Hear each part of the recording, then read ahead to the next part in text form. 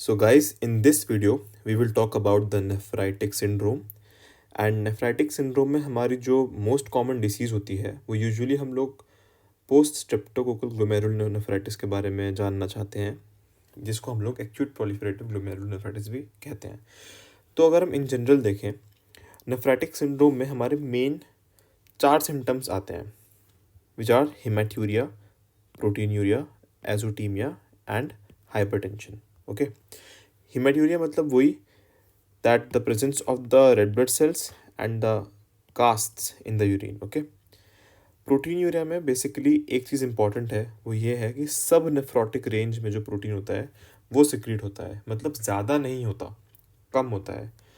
And we should know कि जो हमारा नेफ्रोटिक सिंड्रोम होता है, नेफ्रोटिक सिंड्रोम के अंदर नेफ्रोटिक रेंज कितनी होती है हमारी प्रोटीन की, वो होती है more than 3.5 grams per day.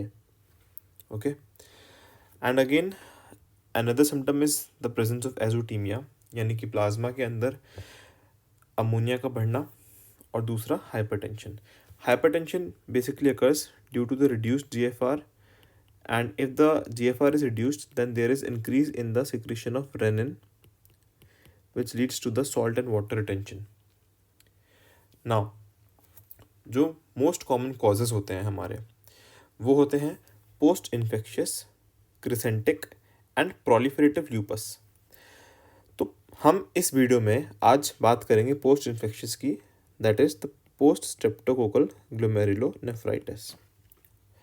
Crescentic की बात हम अगली वीडियो में करेंगे।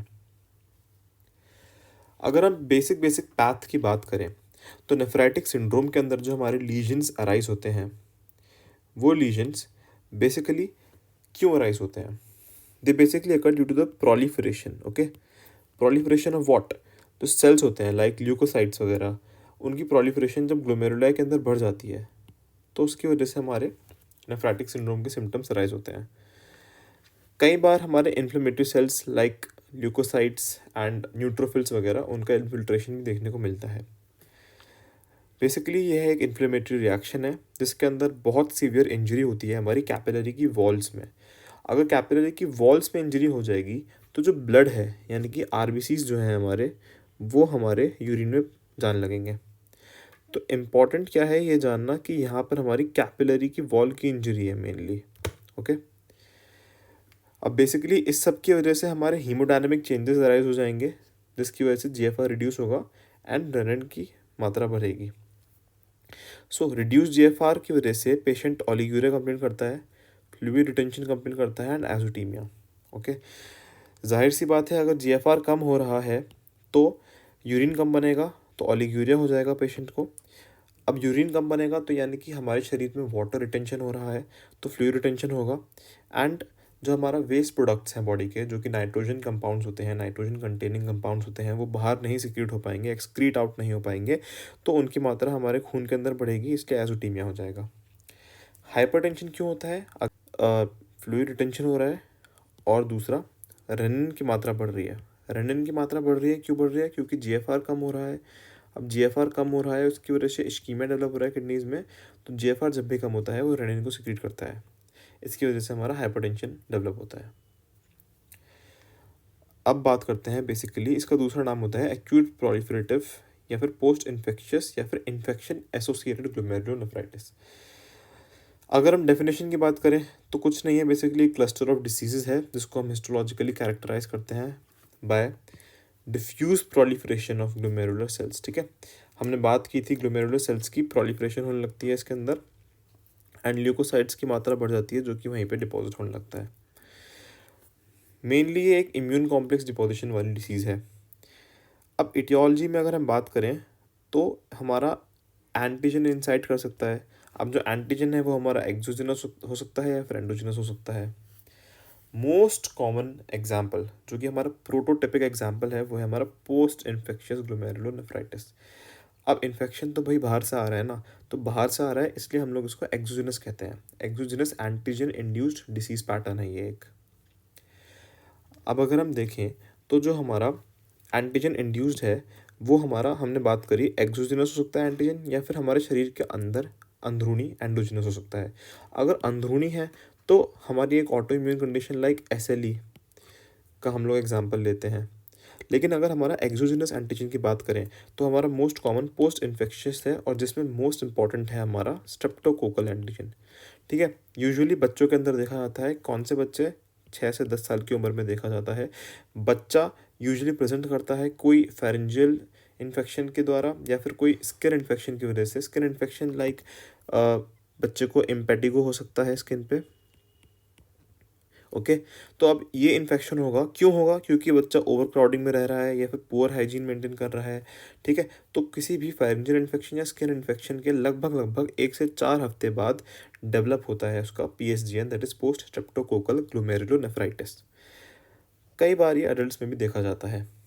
ओके, अब पैथोजेनेसिस वही है हमारी कि हमारे स्ट्रेप्टोकोकल एंटीजेंस और उनके अगेंस्ट हमारी एंटीबॉडीज़ बन जाती हैं, यानी कि इम्यून कॉम्प्लेक्स बन जाते हैं ये आपस में रिएक्ट करके, और ये डिपॉजिट होने लग जाते हैं हमारे ग्लोमेरुलाई के अंदर। मोस्ट कॉमन बैक्टीरिया कौन सा है हमारा? याद रखेंगे, GABS, that is GABS, group A beta haemolytic streptococcus. उसमें भी कौन से स्ट्रेन्स? Strain 12, 4 and 1। ओके, हम इसको कैसे पहचानते हैं? हम लोग बेसिकली लैब के अंदर जो हमारा M प्रोटीन होता है हमारा स्ट्रेप्टोकोकाई का, उस M प्रोटीन की टाइपिंग करते हैं, और ये M प्रोटीन हमारे बैक्टीरिया के सेल वॉल में पाया जाता है। अब अगर हम बात करें इम्यूनोलॉजिकल एविडेंस क्या है, तो हमारे ब्लड के अंदर जो एंटीबॉडी टाइटर होता है अगेंस्ट द स्ट्रेप्टोकोकल एंटीजेंस, वो बढ़ा हुआ मिलेगा हमको। एंड जो हमारे सीरम में कॉम्प्लीमेंट प्रोटीन्स हैं वो कम मिलेंगे। यानी कि अगर हमारे सीरम के अंदर कॉम्प्लीमेंट प्रोटीन्स की मात्रा कम हो रही है, इसका मतलब ये है कि कहीं ना कहीं जो कॉम्प्लीमेंट प्रोटीन्स हैं C3 वगैरह, है ना, तो ये जो कॉम्प्लीमेंट प्रोटीन्स हमारे डिपॉजिट होते जा रहे हैं हमारे ग्लोमेरुलाई के अंदर। ओके, इसलिए हमको यहाँ पर ग्रैनुलर इम्यून डिपोजिशन देखने को मिलता है ग्लोमेरुलर के अंदर। तो ये चीज़ इंपॉर्टेंट है कि हमको ग्रैनुलर डिपोजिशन देखने को मिलता है। अब अगर हम बात करें बेसिकली कौन सा मेन एंटीजन है, तो याद रखेंगे हम प्रिंसिपल एंटीजन हमारा स्ट्रेप्टोकोकल का होता है हमारे इसलिए streptococcal pyogenic exotoxin B। Okay, तो ये स्ट्रेप्टोकोकल पायोजेनिक है, पायोजेनिक एक्सोटॉक्सिन। ओके, इम्पॉर्टेंट है कि ये हमारा प्रेजेंट करता है हम्प लाइक डिपॉजिट्स। अगर हम लोग इसको देखते हैं इलेक्ट्रॉन माइक्रोस्कोपी के अंदर, तो हमको हम्प लाइक डिपोजिशन देखने को मिलता है सब एपिथेलियल स्पेस में।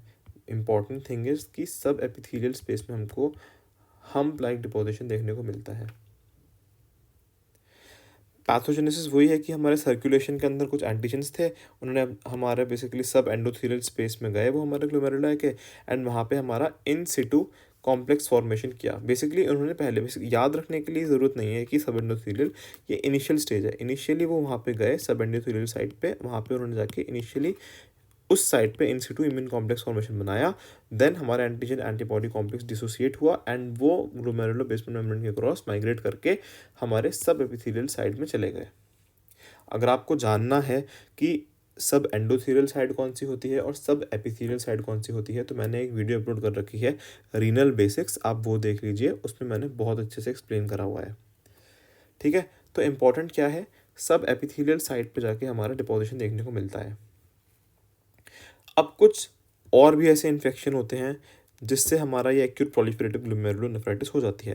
लाइक कुछ हमारे बैक्टीरियल इन्फेक्शन, स्टेफाइलोकोकल एंडोकार्डाइटिस, या फिर न्यूमोकोकल निमोनिया हो किसी को, मेनिंगोकॉक्सीमिया हो मेनिंगोकोकाई की वजह से। वायरल में याद रखेंगे hepatitis B, hepatitis C, mumps और HIV, वेरेसेला हो गया, या फिर इन्फेक्शियस मोनोन्यूक्लियोसिस। कौन कॉज करता है इन्फेक्शियस मोनोन्यूक्लियोसिस?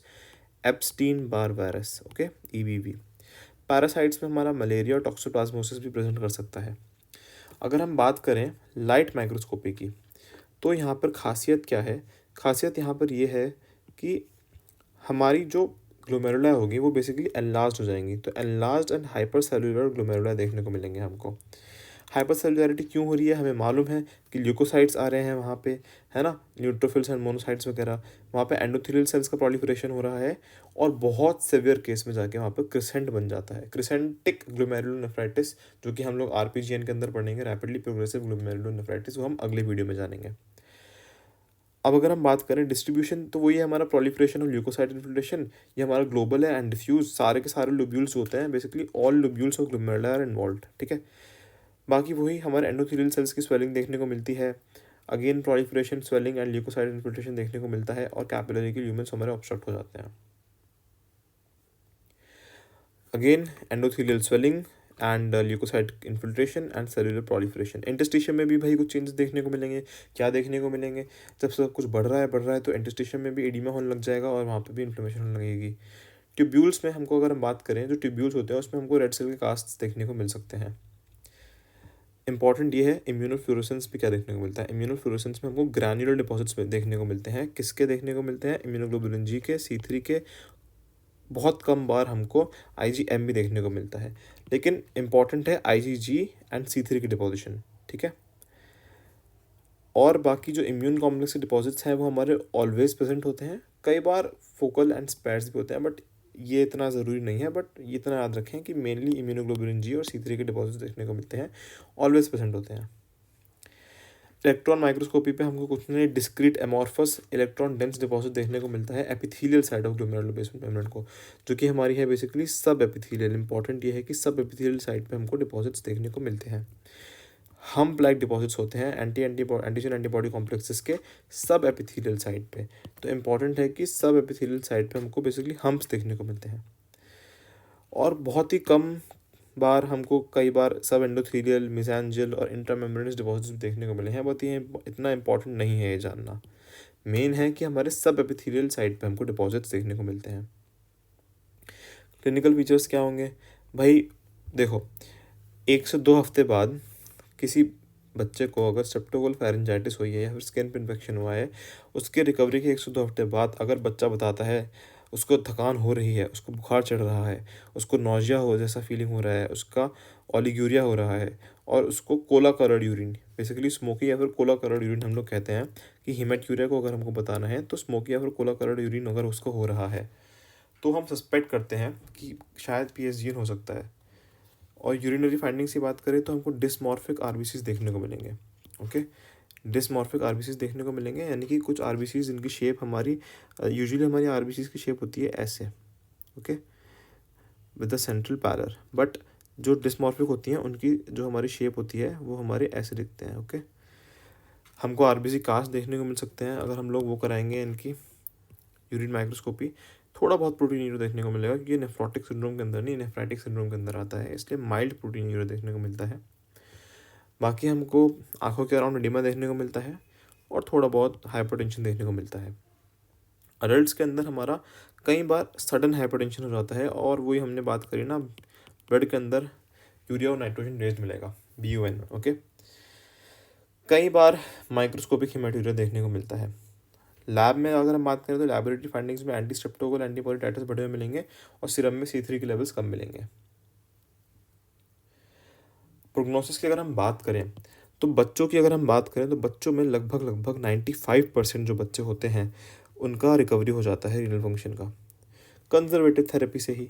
हमें कुछ नहीं करना, हमको बेसिकली सोडियम और वाटर का बैलेंस उनके अंदर मेंटेन करना है। बहुत कम बच्चे ऐसे होते हैं जिनके अंदर थोड़ा बहुत ओलिगुरिया रह जाता है, वो बहुत ही कम बच्चे होते हैं जो RPGN की तरफ बढ़ते हैं, यानी कि रैपिडली प्रोग्रेसिव ग्लोमेरुलोनेफ्राइटिस, ठीक है। कुछ बच्चे क्रॉनिक नेफ्राइटिस डेवलप कर जाते हैं, ठीक है। अडल्ट्स की बात करें तो अडल्ट्स के अंदर हमारे गुड आउटकम होते हैं, 60% रिकवर कर जाते हैं। लेकिन बच्चे कुछ लोग परसिस्टेंट प्रोटीनूरिया शो करते हैं, परसिस्टेंट हेमाट्यूरिया एंड हाइपरटेंशन शो करते हैं, उनमें से भी कुछ nephritis, chronic nephritis and rapidly progressive glomerulonephritis की तरफ प्रोग्रेस करते हैं। नाउ हमारी नेक्स्ट टॉपिक में हम बात करेंगे रैपिडली प्रोग्रेसिव ग्लोमेरुलोनेफ्राइटिस।